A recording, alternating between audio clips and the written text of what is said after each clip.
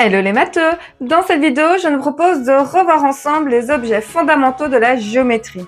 Alors, prête à devenir des experts? C'est parti!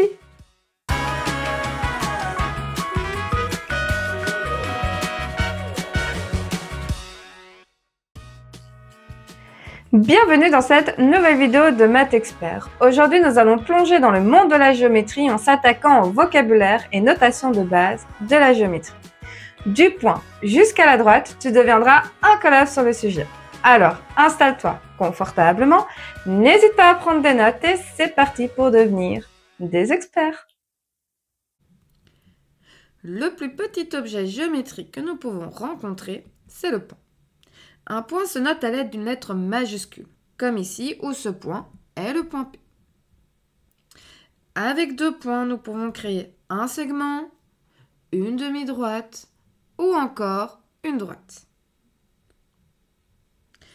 Un segment relie deux points.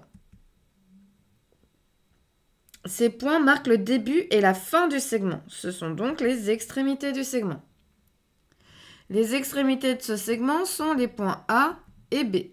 Nous pouvons donc écrire qu'il s'agit du segment AB, entre crochets. Les crochets marquent le fait que le segment démarre du point A et se termine avec le point B. Notons que nous pouvons aussi dire le segment BA. L'ordre des lettres n'a aucune importance. Ce qui est vraiment important, ce sont les crochets pour bien montrer qu'en dehors, il n'y a rien.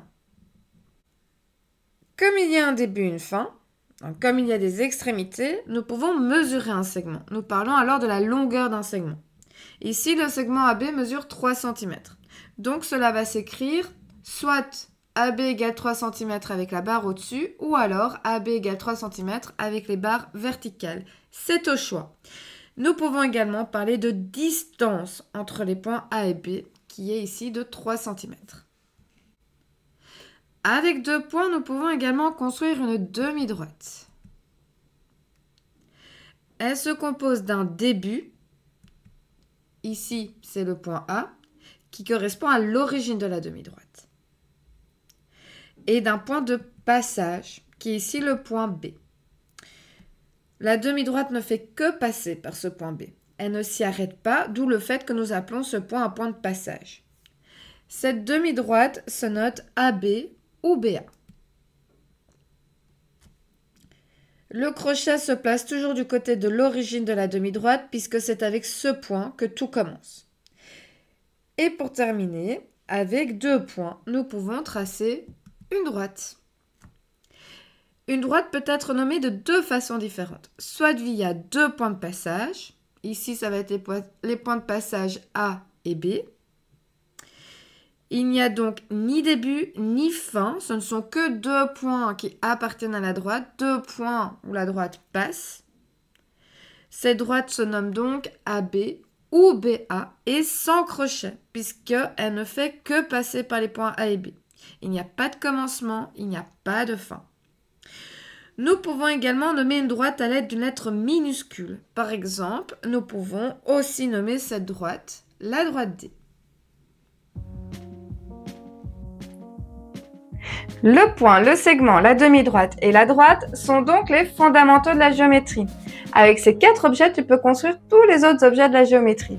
Il est donc important que tu les maîtrises si tu veux maîtriser le reste. Autre chose à bien retenir, parmi eux, seul le segment se mesure. Un point a une longueur nulle, tandis que la droite et la demi-droite n'ont pas de longueur chiffrée. Ensuite, nous pouvons nous amuser à créer des relations entre ces objets. Et c'est ce que je nous propose de voir maintenant. Une première relation que nous pourrions rencontrer est celle de l'appartenance et de l'inclusion. Et pour nous aider à bien comprendre la différence entre les deux, prenons comme exemple l'école. L'appartenance, c'est dire qu'un élève fait partie d'une classe. Par exemple, Mohamed appartient à la classe 2A. Cela concerne un individu, ou même plusieurs individus, mais considérés individuellement. On pourra avoir Mohamed et Léa appartiennent tous les deux à la classe 2A. Tandis que l'inclusion concerne un groupe d'individus, un groupe qui fait partie d'un plus grand groupe. Et on parle au nom du groupe.